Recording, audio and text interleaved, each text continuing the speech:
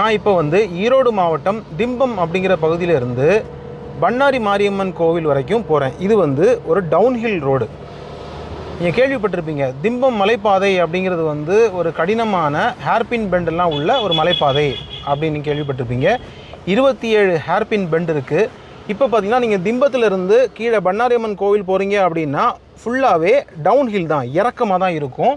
So நாம் வந்து இன்றைக்கி என்ன பார்க்க போகிறோம் அப்படின்னா, ஒரு கார் ட்ரைவ் பண்ணும் பொழுது இறக்கத்தில் டவுன்ஹில்லில் வந்து எப்படி போகணும் அப்படிங்கிறத ரொம்ப தெளிவாக லைவாக நீங்கள் பார்க்க போகிறீங்க.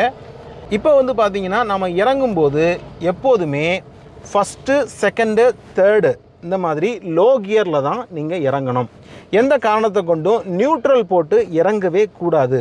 நியூட்ரல் போட்டு இறங்குறது, மலைப்பாதையில் இறங்குறது அப்படிங்கிறது கிட்டத்தட்ட என்ன கேட்டால் 100% விபத்துக்கான வாய்ப்பு இருக்குது அப்படின்னு நான் சொல்லுவேன். அது ஏதோ 99% இல்லை 80% அப்படிலாம் கிடையாது. 100% உங்களுக்கு நேரம் சரியில்லாமல் இருந்துச்சு அப்படின்னா கண்டிப்பாக வந்து நியூட்ரலில் இறங்குனீங்க அப்படின்னா பிரேக் ஃபெயிலியர் ஆயிரும். இதை நீங்கள் உறுதியாக தெரிஞ்சுக்கிடணும். ஸோ எப்போதுமே பார்த்தீங்க அப்படின்னா first gear, second gear, third gear அந்த வேகத்துக்கு ஏற்றார் போல் அந்த கியரில் நீங்கள் இருக்கணும். அப்படி கியரில் இருந்தால் தான் உங்களுக்கு என்ஜினும் வந்து பிரேக்காக செயல்படும் இல்லையா? இப்போ உதாரணமாக வந்து நீங்கள் ஒரு செகண்ட் கியரில் இருக்கீங்க அப்படின்னா, இப்போ பாருங்கள், இந்த இடத்துல ஃப்ரண்டில் வண்டியை நிப்பாட்டி வச்சுருக்காங்க. அப்படி நிப்பாட்டி வைக்கிறது, அந்த காரை பார்த்தீங்கன்னா வோக்ஸ்வேகன் போலோ, இப்படி நிப்பாட்டியே வைக்கக்கூடாது. இது எவ்வளோ பெரிய தப்பு தெரியுமா? அவங்களுக்கு மேலே வர்ற வண்டிகளுக்கு எவ்வளோ கஷ்டம் தெரியுமா? பாருங்கள், அந்த வண்டி, அந்த வோக்ஸ்வேகன் பாருங்கள், ஏறுற இடத்துல கொண்டு திருப்பி நிப்பாட்டி வச்சுருக்காங்க. இது எவ்வளோ தவறு இது? அதனால் எவ்வளோ டிராஃபிக் ஆகுது, மேலே ஏறுறவங்களுக்கு எவ்வளோ கஷ்டம். பொதுவாக டிரைவிங்கோட குவாலிட்டி அப்படிங்கிறதே நம்மளோட டிரைவிங் குவாலிட்டி மட்டுமல்லாமல் ஆப்போசிட்டில் இருக்கிறவங்க, இல்லை நமக்கு முன்னாடி போகிறவங்க, இல்லை நமக்கு பின்னாடி போகிறவங்களெலாம் டிஸ்டர்ப் பண்ணாமல் நம்ம வந்து அவங்களுக்கு அந்த சப்போர்ட் பண்ணி போகிறது தான் பார்த்திங்கன்னா ஒரு அண்டர்ஸ்டாண்டிங் அப்படின்னு சொல்கிறோம். இப்போ பார்த்தீங்களா, அவங்க வந்து அவங்களோட ஆப்போசிட் லைனில் அந்த லாரி வந்திருக்கா, ஏன் வந்துச்சு அப்படின்னா அவங்க வந்து லெஃப்ட் லைனில் வராமல் ஏன் ரைட் லைன் வராங்க அப்படின்னா அவங்களுக்கு திரும்புறதுக்கு வசதியாக வராங்க. புரிஞ்சுக்கிட்டிங்களா? பட் நம்ம பாருங்கள், ரைட் லைன் ஏறி போகிறோம். ஏன் அப்படின்னா ரீசன் அதுதான். அங்கேருந்து ஏறி வந்தவங்க வந்து லேன் மாறாமல் ஸ்ட்ரைட்டாக வந்துகிட்டே இருக்காங்க. இதை புரிஞ்சுக்க வேண்டியதான்.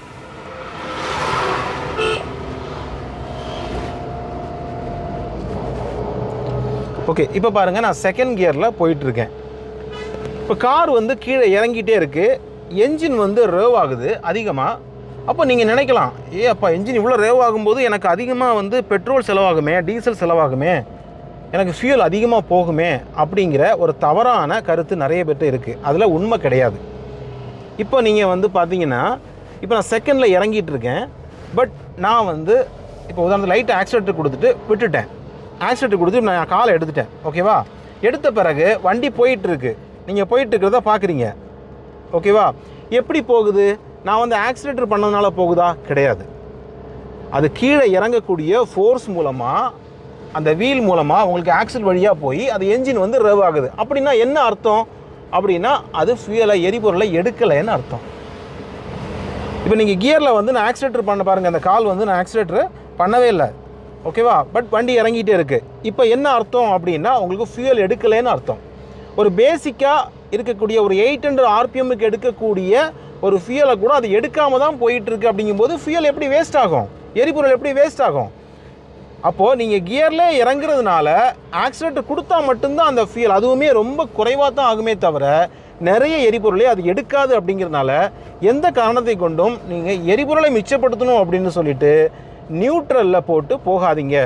நியூட்ரலில் போட்டுட்டீங்க அப்படின்னா என்ன ஆகும் அப்படின்னா, நீங்கள் ஒரு பிரேக்கிங் பண்ணும்போது பிரேக் ஃபெயிலியர் ஆகும். எப்படி அப்படின்னா, நியூட்ரல்லே போயிட்டுருக்கீங்க. இப்போ நீங்கள் பிரேக் பண்ணுறீங்க.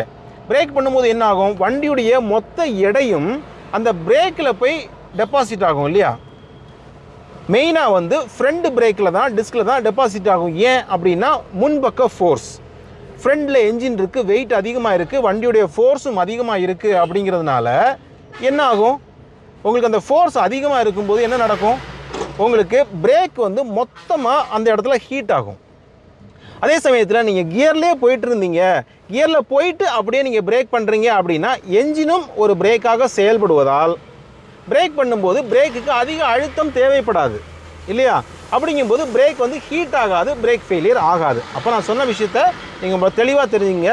பல இடங்களில் இப்போ நம்ம வால்பாறையில் கூட சமீபத்தில் ஒரு ஆக்சிடெண்ட் ஏதோ ஒரு ஹேர்பின் பெண்டில் நடந்ததை பார்த்தோம். அதில் பார்த்தீங்க அப்படின்னா ஒரு பிரேக் ஃபெயிலியர் அப்படிங்கிற மாதிரி சொல்லப்பட்டது. அது காரணம் இல்லைங்க, எந்த வண்டியாக இருந்தாலும் சரி, அது வந்து ஒரு ட்ரக்காக இருந்தாலும் சரி, பஸ்ஸாக இருந்தாலும் சரி, சரியான டிரைவிங் பண்ணலை அப்படின்னா கண்டிப்பாக வந்து பிரேக் ஃபெயிலியருக்குன்னா வாய்ப்பு இருக்குது. இப்போ நீங்கள் கேட்கலாம், இப்போ வந்து இப்போ வந்து நம்ம மேனுவல் காரில் வந்து நம்ம கியரை டவுன் பண்ணிவிடுவோம், ஆட்டோமேட்டிக் காரில் எப்படி நடக்கும் அப்படின்னு ஒரு கேள்வி வருது இல்லையா? ஆட்டோமேட்டிக் கார் பொறுத்தவரை நீங்கள் கவலைப்பட வேண்டிய அவசியம் இல்லை. ஏன் அப்படின்னா ஆட்டோமேட்டிக் கார் பொறுத்தவரை ரொம்ப வேகமாக இறங்குறதாக இருந்தால் அது ஆட்டோமேட்டிக்காகவே லோடு அதிகமாகும் போது அது லோ கியருக்கு வந்துடும். நல்லா புரியுங்க, தானாகவே அது உடனே ஸ்பீடு போகுதுன்னு 5வது கியருக்கெலாம் போயிடாது. அது ஹெவியாக கீழே இறங்குறத வந்து சென்சார் மூலமாக அது சென்ஸ் பண்ணி என்ன பண்ணும், கியரை வந்து லோ கியரில் வச்சுக்கிடும். எப்போவுமே அது கியரில் தான் இருக்கும். அப்படின்னு நீங்களாம் நியூட்ரல் போட்டால் தான் நியூட்ரல் விடும். மற்றபடி நீங்கள் டிரைவ் மோடில் இருந்தீங்கன்னா அது பாட்டுக்கு அது போய்கிட்டே இருக்கும், கியரை டவுன் பண்ணி கரெக்டாக சேஃபாக போயிட்டுருக்கும். பொதுவாக ஆட்டோமேட்டிக் கார் பொறுத்தளவில் உங்களுக்கு பிரேக் ஃபெயிலியர்ஸ் அதிகமாக வர்றதில்லை. ஏன் அப்படின்னா அதுவே வந்து சரியான கியரில் வச்சிருது. ஆனால் மேனுவல் கியர் கார் ஓட்டுறவங்க, மேனுவல் கியர் வாகனங்கள் ஓட்டுறவங்களுக்கு தான் அந்த பிரேக் ஃபெயிலியர்ஸ் அதிகமாக வருது. ஸோ அதுக்கு காரணமே நியூட்ரல் போட்டு போகிறது தான். இப்போ பாருங்கள், நான் ஃபுல்லாகவே இப்போ 3rd கியரில் இருக்கேன், இப்போ 2nd போட்டுட்டேன். 2nd போட்டு பிரேக் பண்ணுறேன், எனக்கு வந்து ஈஸியாக நிற்கிது. எந்த இடத்துலையுமே எனக்கு வந்து ரொம்ப ஸ்ட்ரகிளாவோ வண்டி வந்து ரொம்ப ஹாட்டாக ஃபீல் ஆகிற அப்படி எதுவுமே கிடையாது. இப்போ 2nd கியர் இப்போ இறங்கும்போது பார்த்தீங்க அப்படின்னா என்னோடய லெஃப்ட் லைனை கனெக்ட் பண்ணி இறங்கினாலே போதும். நான் மெதுவாக இறங்குறேன், 2nd கியரில் தான் இருக்கேன். ஓகே, அப்படியே 2nd கியரில் மூவ் பண்ணுறேன். 3rd போட்டுட்டேன்.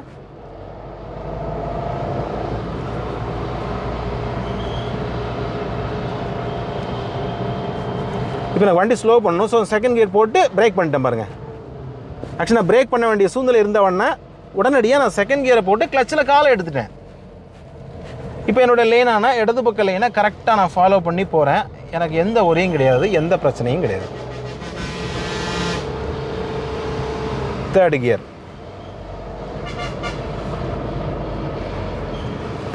2nd gear. ஹில்ஸ் பொறுத்தளவில் 1, 2, 3 தவிர 4th, 5th போடுறது வந்து அவ்வளோ சேஃபே கிடையாது. என்ன பொறுத்தளவில் நான் மேக்ஸிமம் 3rd கியர் வரைக்கும் தான் போவேன். 4th, 5th நான் போடுறதே கிடையாது. அது ஃபியூல் வேஸ்ட் ஆனால் கூட பரவாயில்ல அப்படின்னு நினைப்பேன். இப்போ நீங்கள் வந்து ஹில்ஸ் ஏறும்போதெல்லாம் பார்த்தீங்கன்னா நீங்கள் லோ கியர் போட்டு ஏறும்போது கொஞ்சம் ஃபியூல் அதிகமாக எடுக்க தான் செய்யும். பரவாயில்ல, சேஃப்டி ரொம்ப முக்கியம் அப்படிங்கிறனால எரிபொருளில் கொஞ்சம் எக்ஸ்ட்ரா போகிறதுல தப்பு இல்லை. இப்போ பாருங்கள், 2nd கியரில் இருக்கனால நான் பிரேக் பண்ணுறேன். இப்போது நம்ம ஹில்ஸ் பொறுத்தளவில் நிறைய பிரேக்கிங் வந்து பண்ண வேண்டியிருக்கு. அப்போது நீங்கள் ஒரு சமதளமான சாலைகளில் போகும் பொழுது அடிக்கிற பிரேக்குக்கும் இந்த மாதிரி ஹில்ஸில் இறங்கும்போது நீங்கள் அடிக்கிற பிரேக்குக்கும் கிட்டத்தட்ட பல மடங்கு வந்து ஃபோர்ஸ் அதிகமாக இருக்கும். அப்படிங்கும்போது கண்டினியூஸாக நீங்கள் வந்து பிரேக் பண்ணிக்கிட்டே வர்றது வந்து அவ்வளோ நல்லது கிடையாது. சும்மா பிரேக் பண்ணிக்கிட்டே பிரேக்லேயே வண்டியை இறக்கக்கூடாது. ரைட், கியர்லேயே இறக்குங்க, தேவைப்படுற இடத்துல மட்டும் பிரேக் பண்ணுங்கள். இப்போ நீங்கள் கேட்கலாம், இந்த ட்ரக்கு ஏன் லேன் மாறி வருது அப்படின்னு நீங்கள் கேட்கலாம். இப்போ பாருங்கள், அதில் ட்ரக் வந்து லேன் மாறி வருது. ஏன் அப்படின்னா அவங்க அங்கேருந்து ஏறும்போது ஆப்போசிட் லேனில் ஏறி இருப்பாங்க.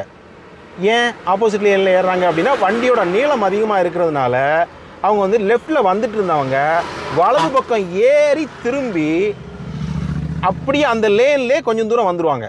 வந்த பிறகு இதில் ஒரு அட்ஜஸ்ட்மெண்ட் தான், நம்ம புரிஞ்சுக்கிடணும். ஓகேவா? ஓகே, இந்த மாதிரி ஏறி வந்திருக்காங்க. சில இடங்களில் என்ன ஆயிரும் அப்படின்னு பார்த்தீங்கன்னா அவங்க லெஃப்ட் லைன் திரும்ப மறுபடியும் லெஃப்ட்டுக்கு போக ட்ரை பண்ணும்போது அதுக்குள்ளே எதிர்த்தாப்பில் வர்ற வண்டி எல்லாம் பார்த்தீங்க அப்படின்னா இன்னொரு லேனுக்குள்ளே வந்துடும். இப்போ அப்படி தான் நடந்துச்சு. வந்த உடனே இந்த ட்ரக்கு பஸ்ஸில் என்ன பண்ணுவாங்கன்னா அவங்க லேன் மாற முடியாமல் அதே ரைட் லைன்லேயே வந்துக்கிட்டு இருப்பாங்க. இதுதான் உண்மை இங்கே நடக்கிற. Okay, 2nd gear. நீங்கள் கியர்லேயே போனாலுமே பிரேக் பண்ணிட்டு தான் போகிறேன். இப்போ 1st கியர் போட்டேன். பாருங்கள், இப்போ 1st கியர்லேயே போக வேண்டியிருக்கு. ஓகே, இப்போ 2nd.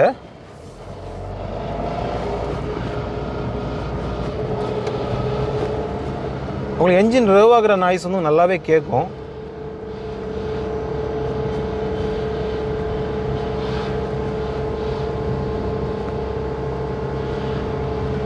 பாருங்கள், 2nd கியரில் போட்டுட்டு பிரேக் பண்ணும்போது எனக்கு எளிமையாக இருக்குது. அவ்வளோதான். ஹில்ஸ் பொறுத்தளவில் ஒரு மிகப்பெரிய டிரைவிங் ஒழுக்கம் என்பது நீங்கள் இடது பக்க லேன்லேயே போயிட்டுருக்கணும். தேவைப்படுற இடத்துல வந்து நீங்கள் ஹார்ன் கண்டிப்பாக அடிக்கணும். தேவையில்லாத இடத்துல ஹார்ன் அடிக்கக்கூடாது. சில இடங்களில் வனவிலங்குகள் வந்து இருக்கிற இடம் ஹார்ன் அடிக்காதீங்கன்னு போட்டிருக்கும், அங்கே அடிக்கக்கூடாது. ஸோ இதெல்லாம் நீங்கள் புரிஞ்சுக்கிட்டு டிரைவிங் பண்ணிங்க அப்படின்னா கண்டிப்பாக இந்த ஹில்ஸ் டிரைவிங் வந்து ரொம்பவே ப்ளஷராக இருக்கும், கஷ்டமாகவே இருக்காது. இது திம்பம் காட் ரோடுனோ இல்லை கொடைக்கானல் மலைச்சாலைனோ இல்லை வால்பாறையில் உள்ள ஹில்ஸில் டிரைவிங் பண்ணுறதுக்கு ஒரு தனி ஸ்பெஷல் ட்ரைனிங்னோ அப்படிலாம் எதுவுமே கிடையாது. ஊட்டியில் போகிறதுக்கு ஒரு தனி ட்ரைனிங் அப்படி கிடையாது. நீங்கள் சரியான மெத்தடை புரிஞ்சுக்கிட்டீங்க அப்படின்னா எந்த ஒரு ஹில்ஸ் ரோடாக இருந்தாலும் சரி மிக சரியாக நீங்கள் ஓட்டிட முடியும். அதே மாதிரி நான் உங்களுக்கு இன்னொரு விஷயம் சொல்கிறேன். பெரும்பாலும் இந்த ஹில்ஸில் டிரைவிங் பண்ணும்பொழுது ஒரு வாமிட் ஃபீல் வந்து நிறைய பேருக்கு வரதை நீங்கள் பார்த்துருப்பீங்க. அதுக்கு என்ன முக்கிய காரணம் அப்படின்னு பார்த்தீங்கன்னா, பல பேருக்கு வண்டியில் போனாலே கொஞ்சம் வாமிட் வரக்கூடியவங்க இருப்பாங்க. ஒரு 5 பேர் வண்டியில் போகிறாங்கன்னா ஒரு ஆளுக்கு அப்படி இருக்கலாம். ஆனால் வண்டியில் போகிற எல்லாருமே இப்போது ஒரு டிரைவரை தவிர்த்து 4 பேருமே வாமிட் பண்ணுறாங்க அப்படின்னு வைங்க, கண்டிப்பாக அந்த டிரைவிங் ஸ்கில்லில் ஏதோ பிரச்சனை இருக்குது அப்படின்னு அர்த்தம். அவங்களோட டிரைவிங் குவாலிட்டி சரியில்லைன்னு அர்த்தம். எப்படி வந்து இது நடக்கும் அப்படின்னா, ஹில்ஸ் பொறுத்தளவில் நீங்கள் டேர்னிங் பண்ணுறீங்கள, திரும்புகிற இடத்துல சில என்ன பண்ணுவாங்கன்னா வேகமாக வந்து ஸ்டீரிங்கை திருப்புவாங்க, அப்படி கட் பண்ணி அப்படியே பெர்ஃபார்மன்ஸ் பண்ணுவாங்க. நான் ஒரு பெரிய ஸ்போர்ட்ஸ் டிரைவர் அப்படின்ற மாதிரி உள்ளே இருக்கிறவங்ககிட்ட தன்னுடைய திறமையை வந்து காட்டுறதுக்கு முயற்சி பண்ணும்போது என்ன ஆகும் அப்படின்னு கேட்டிங்கன்னா, உள்ளே இருக்கிறவங்களுக்கு அந்த தலை வந்து ஒரு மாதிரி லாக் ஆன மாதிரி ஒரு மாதிரி தலை சுற்றுற மாதிரிலாம் வந்துடும். தலை சுற்றுற மாதிரி வந்து தான் உடனடியாக வாமிட் ஃபீல் வந்து வந்துடும். எப்படி ஒரு பாட்டிலில் வந்து இருக்கிற தண்ணியை வந்து நம்ம அடிக்கடி இப்படி கம்மியாக இருக்கிற தண்ணி அப்படி குலுக்கும்போது வந்து அது மேலே வருதோ, அதே மாதிரி தான் இந்த கான்செப்ட். ஸோ இப்படி சும்மா போட்டு இப்படி லெஃப்ட்டு ரைட்டு அப்படின்னு திருப்பிட்டு சர்ன்னு ஏறும்போது வண்டி ஓட்டுறவங்களுக்கு ஒரு பிரச்சனை இல்லை. ஏன்னா அவங்கள்ட்ட ஸ்டீரிங் இருக்குது, அவங்க அந்த ஃபீலை வந்து ரோடை பார்த்துட்டு போயிட்டுருக்காங்க. பட் பின்னாடி உட்கார்றவங்களுக்கு பார்த்தீங்கன்னா அவங்க ரோடை பார்த்துட்டு வர மாட்டாங்க, அவங்க சைடில் பார்த்துட்டு வருவாங்க. அதனால் நீங்கள் இப்படி கட் பண்ணி சடன் கட் பண்ணிலாம் ஓட்டிங்க அப்படின்னா கண்டிப்பாக அவங்களுக்கு வாமிட் ஃபீல் வரும். ஸோ ஒரு நல்ல திறமையான டிரைவருக்கு அழகு என்ன அப்படின்னா, ஒரு ஹில்ஸில் போகும் பொழுது யூஸ்வலாக வாமிட் பண்ணுறவங்கள தவிர்த்து வாமிட்டே பண்ணாதவங்கள வந்து கரெக்டாக கூட்டு போகிறாங்க பாருங்கள், வாமிட் பண்ணாமல் நல்ல ப்ளஷராக கூட்டு போகிறாங்க பாருங்கள், அவங்க தான் ஒரு நல்ல குவாலிட்டியான திறமையான ஓட்டுநர் அப்படின்னு நான் சொல்வேன். நம்ம வந்து நம்மளுடைய திறமையை காட்டுறதுக்கான இடம் இது கிடையாது. ஹில்ஸுக்கு வர்றவங்க வந்து அதை ரசிக்கத்தான் வருவாங்க. ஸோ அவங்கள வந்து ரசிக்க விடாமல் வாமிட் பண்ண வச்சு படுத்து தூங்க வச்சிடக்கூடாது.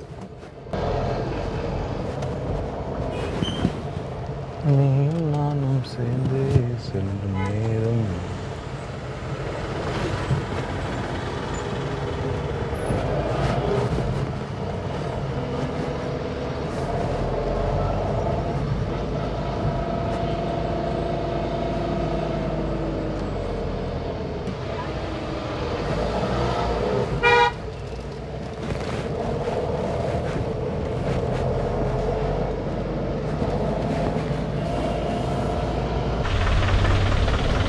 என்னாச்சு?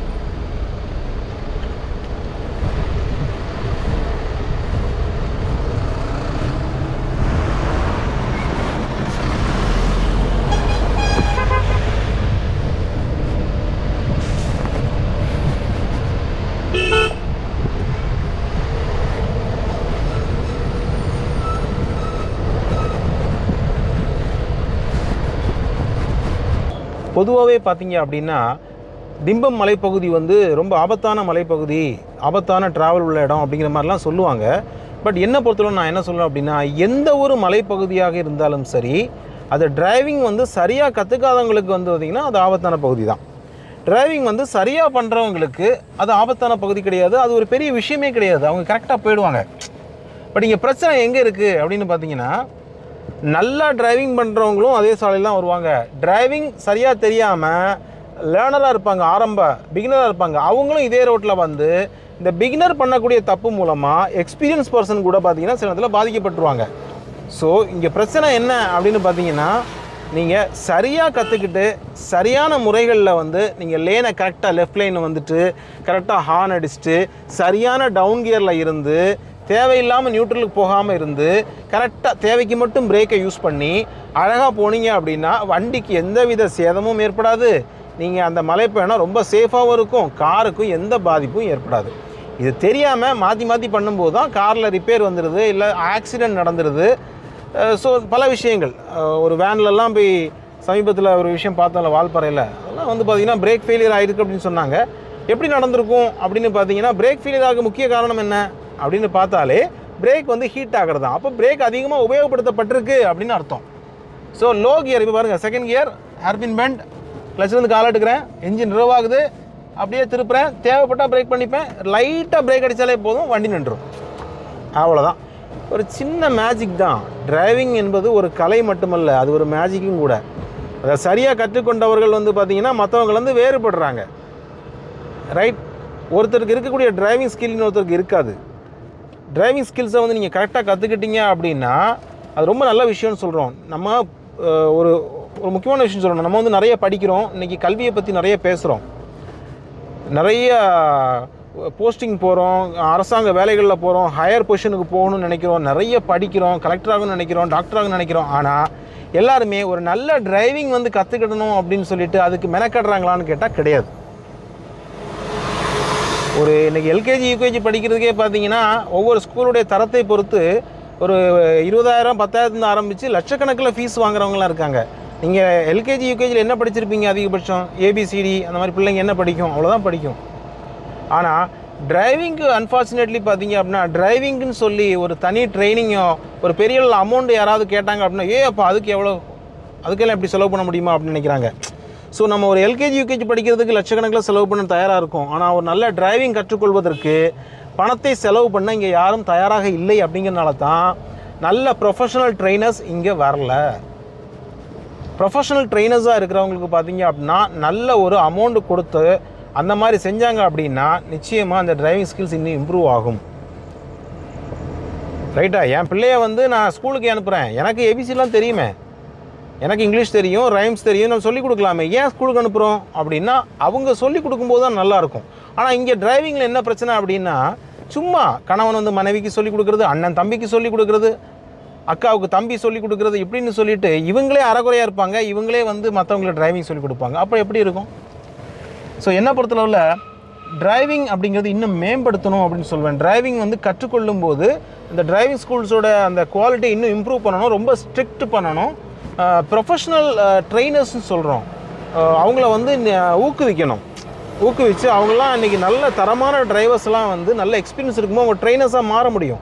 பட் அவங்களுக்கு சரியான பேமெண்ட் கிடைக்கிறது இல்லை. இன்றைக்கி லைசன்ஸ் எடுக்க போயிட்டு ஒரு 10,000 கேட்டாலும் அப்போ 10,000 ரூபாய் அப்படிம்பாங்க. அதுதான் சொன்னேன், நம்ம கல்விக்கு கொடுக்குற முக்கியத்துவம் சாலைகளில் நம்ம எவ்வளோ இது வந்து ஒரு உயிர் சம்மந்தப்பட்ட விஷயம், இதுக்கு நாம் வந்து காசு செலவு பண்ணுறது இல்லை. இந்த நிலை மாற வேண்டும். வெளிநாடுகள்லாம் பார்த்திங்கன்னா ஒரு லைசன்ஸ் எடுக்கிறதா அந்த பல லட்சங்கள் செலவு பண்ண வேண்டியிருக்கு, ஆனால் டிரைவிங் ஸ்கில்ஸ் சூப்பராக இருக்கும். இங்கே அது இல்லை. அப்படிங்கிறனால அந்த நிலைமை மாறி இன்னும் சிறப்பாக கற்றுக்கிட்டாங்க அப்படின்னா பல விபத்துக்களை தடுக்க முடியும். ஹில்ஸ்லாம் நல்ல டிரைவிங் சூப்பராக பண்ண முடியும், உங்கள் காரும் ரொம்ப சேஃப்டியாக இருக்கும். ஸோ இன்றைக்கு வந்து டவுன் ஹில்லில் வந்து எப்படி டிரைவிங் பண்ணுறது, மலை இறக்கத்தில் எப்படி டிரைவிங் பண்ணுறது அப்படிங்கிறத சில விஷயங்களை வந்து உங்களுக்கு லைவாக காமிச்சேன். இது வந்து கண்டிப்பாக உங்களுக்கு ரொம்பவே உபயோகமாக இருக்கும் அப்படின்னு நம்புகிறேன். சின்ன சின்ன விஷயங்கள் தான், ஆனால் வந்து அது ஒரு மேஜிக் மாதிரி. ஒரு மேஜிக் மேன் வந்து மேடையில் பண்ணும்போது அது நமக்கு ஆச்சரியமாக இருக்கும். ஆனால் அதை உங்களுக்கு ஓப்பனாக சொல்லும்போது இவ்வளோ தானா அப்படின்னு தோணும். ஆனால் அவங்க சொல்லாத வரைக்கும் உங்களுக்கு தெரியாது இல்லையா? அது வந்து ஆச்சரியமாகத்தான் இருக்கும். இன்றைக்கி நான் சொன்ன விஷயங்கள் உங்களுக்கு ஏற்கனவே கூட தெரிஞ்சிருக்கலாம், ஆனால் தெரியாதவங்க எத்தனையோ பேர் உண்டு. தெரிந்து கொள்ளுங்கள். கண்டிப்பாக சேஃபாக பயணம் பண்ணுங்கள். உயிர் வந்து ரொம்ப வேல்யூபிளானது. ரைட்? ஒரு உயிர் இல்லை அப்படிங்கிறது பார்த்திங்கன்னா ஒரு ஜென்ரேஷனே இல்லை அப்படின்னு நீங்கள் புரிஞ்சுக்கிடணும். இந்த உலகத்தில் ஒரு உயிர் போயிட்டா அதை வச்சு ஒரு பெரிய ஒரு ஜென்ரேஷன் இருக்குது, அது டோட்டலாகவே இல்லாமல் போகுது. ஸோ அது பெரும்பாலும் சாலை விபத்துக்களில் தான் அதிகமாக இறக்கிறத பார்க்குறோம். ஸோ அதனால் அது நிலை மாற வேண்டும்.